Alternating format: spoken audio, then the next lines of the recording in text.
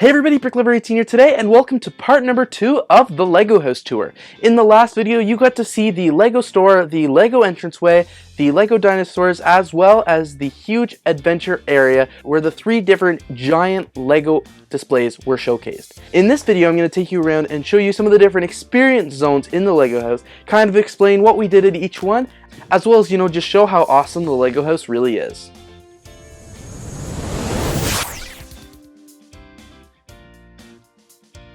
Starting right away here in the yellow zone, as you can see, this is the real nature zone.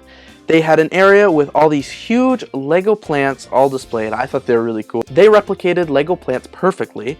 They had sections where you could build animals, throw them in here, and they'd have like a little disco. You could build lily pads and put them in the giant air hockey table for them to move around. And there was just so much more to do at this event.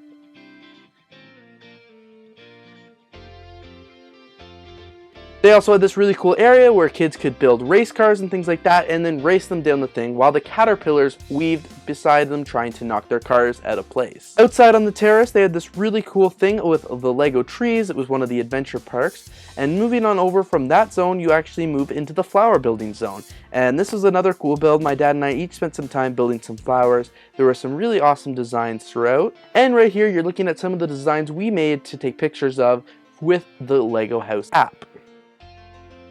As you can see, lots of cool things, tons of areas to sit and build and make the flowers that you want to make. They also had a bunch of animals on display where you could see everything and just kind of see how cool it all was.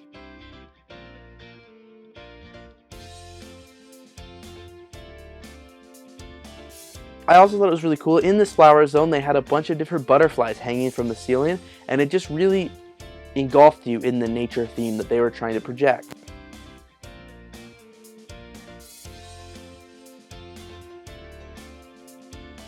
This was one of my favorite zones here, and it was actually the fish tank area. So as you can see, there's lots of different fish here. And what you did, there were buckets of bricks absolutely everywhere where you could build your fish. These are the fish my dad and I came up with. And then what was really neat is you put the fish on this Life of George style base plate, you take a picture, it scans, and then you're actually able to customize your fish by adding eyes, adding a mouth, and when it's done, it actually swims into the virtual fish tank. Look at it go. This is my dad's fish entering the tank, which is super cool, and it actually swims around while it's in here. And then this is me putting my fish in. So I'm setting it on the base plate here, scanning my badge because that's what you have to do to access the app.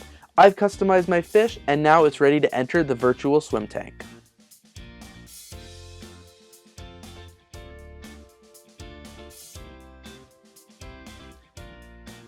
And then of course, when it's all said and done, you're allowed to display your fish for a while. They have a actual real life looking fish tank where you can put your fish on the wall for people to see. Next up, we're moving back to the green zone. This was the stop motion animation studios. I myself have some experience with stop motion animation, but it's really a new thing for my dad. So it was really cool. While we waited in line, we got to see everybody working on their animations as well. Lots of kids and their dad, which was really cool to see because that's exactly what we were there for. This was the display we got. It came with 3 cameras, and each display is the exact same of a bunch of different scenes. The cameras don't move, but you can choose which camera you'd like to position on. I set my camera down and filmed my dad and I doing a little bit of animating. As you can see, we're both working on it here, working well together, and this is the final movie we came up with.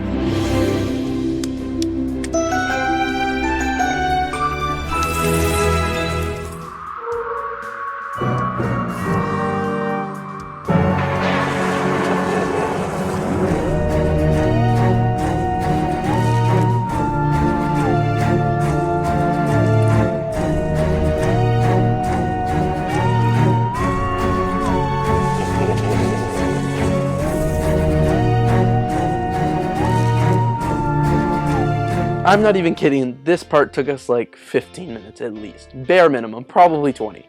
Next up, also in the green zone, is the Minifigure Building area. So this area had a bunch of cool things on the wall, which is what you're seeing now, of a bunch of different molds and processes as they made the minifigure. But the real purpose of this area was to create a custom minifigure with their thousands and thousands of parts. And then it had a full display. You took a picture of your minifigure and you were actually able to choose a magazine cover for your minifigure. I chose the minifigure of the year to kind of represent Time's minifigure of the year, and it was really cool. My dad, he made a soldier one, and this is what our magazine covers looked like. Moving on to the blue zone, it was this really cool city building area. You got a 6x6 base plate, you could build whatever you want, and then you could actually add it to the interactive city map, which then in turn integrated into the city and made a road around it. These are the builds my dad and I came up with. Mine is the one on the left. Pretty weird looking, definitely not something you'd like see in my Lego city. Next up, also in the blue zone, was the Arctic zone. So we had a mission. We had to save the animals that were trapped in the iceberg. We each got a computer screen and a bunch of robots, and we had to program our robot to do different things. As you can see, we got to play with fire, we got to play with ice, and we drag and drop everything onto the screen and then hit the play button for it to run through its sequence. This is some of the robots in action. They weren't the easiest to use, but in the end, we did end up saving the day, and Lego even rewarded us with a cool newspaper article from the Lego House News explaining that, we saved the day. Next up, we headed to the racing zone. The racing zone is an awesome area where they have tons of different parts for you to build Lego race cars. This is the race car I came up with, and that's the race car my dad came up with. Now, we have a history with Philly Brickfest. My dad always wins when he builds a car, against me at least. I can never win, my car is always the slowest. His is always in like first place, second place. His are really fast. This time, I gave him a run for his money. As you can see, that's my car there. I'm hitting the button. Trying to hit the button anyway, and my car ended up beating every other car that was there. The two had a little collision, and my car came in first place at 2.61 seconds. And of course, these are my dad and I's cars after everything was said and done. You'll also see my dad trying to race his car here, but it didn't quite stay on the track. This next clip is pretty special. You'll be able to see a real-life Lego VIP. This is Lego designer Jamie. He was here with his partner as well as his parents, just kind of enjoying his day off from working at Lego. You've definitely seen him in videos before. I didn't ask for his picture or anything, and I didn't even realize I was filming him in this footage until my dad he's like, hey, we just saw him downstairs in a Lego designer video. So I had that clip, I just cropped it so you could see him. So we actually did go up to him after this and introduce ourselves and say hi. He was pretty excited about it. It wasn't like the typical celebrity interaction where they're on their day off and they just don't want people coming up. It was really nice to say hi, and we let him quickly get back to enjoying his day. But it was pretty cool to see him there. Here in the red zone, it was a pretty creative zone. As you can see, there are two huge waterfalls coming out of the walls. This one here is absolutely amazing. You can just see how 3D it is and how it looks when it integrates with the brick pit, which was so big, a lot of adults were even getting inside to express their creativity and build.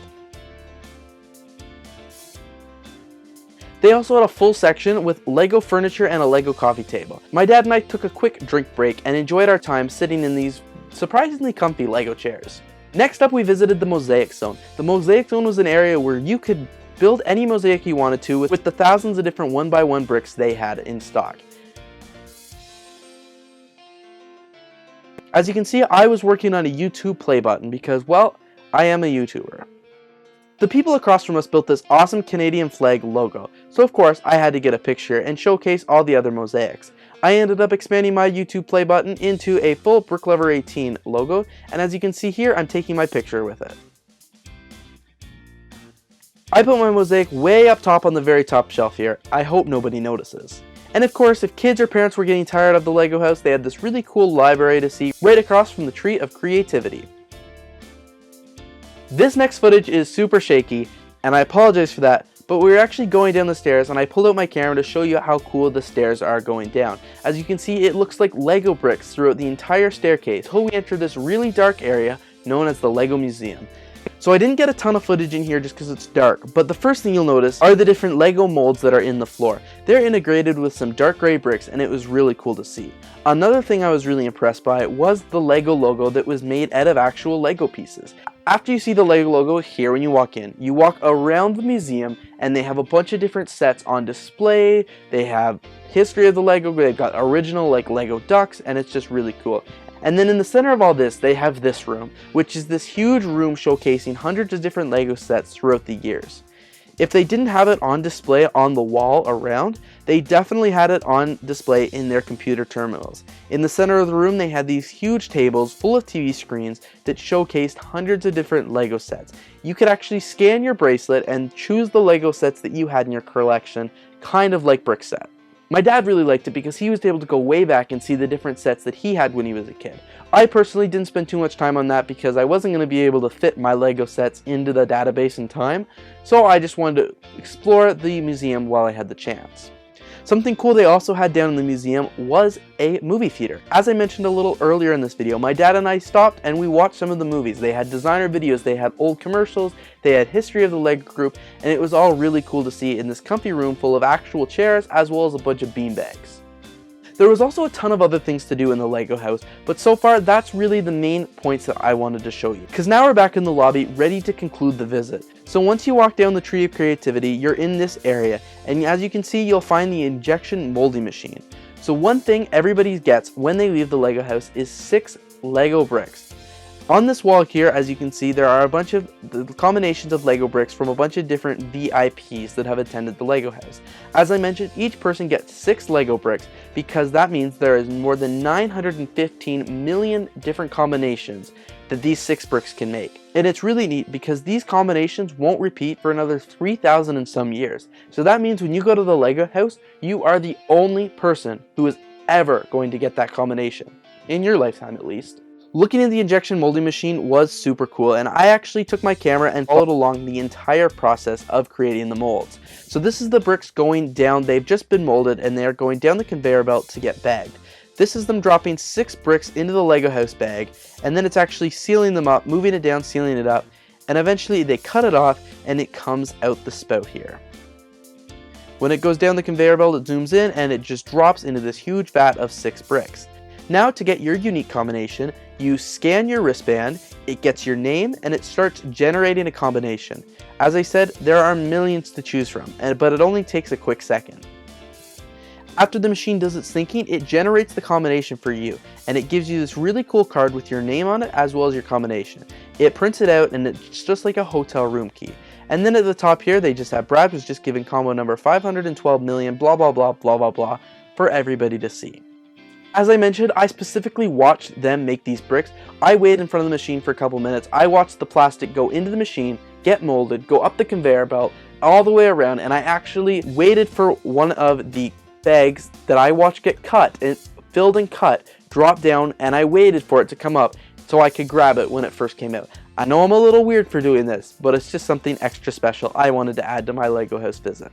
One thing I haven't showed you in either of the Lego house videos was the Mini Chef restaurant. The reason is I am going to be making a full separate video on that just because it is such a cool attraction, it deserves its own video. So aside from that, thank you so much for joining me on this tour of the Lego house.